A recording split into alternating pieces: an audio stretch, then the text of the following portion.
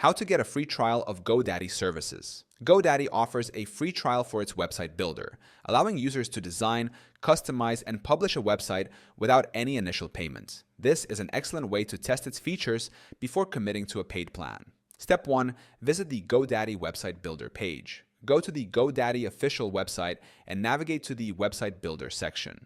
Look for the Start for Free button. Step 2. Sign up for the free trial. Click Start your free trial to begin. Enter your email address and create a password to set up your account. Step 3. Choose a website template.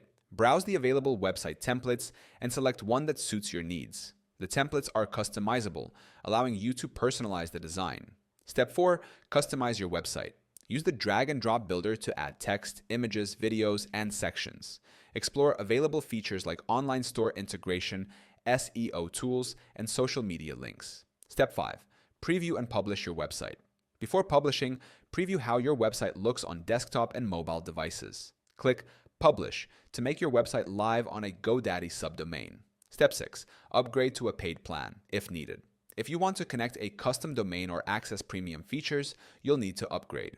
Choose a plan based on your website type, personal, business, or e-commerce.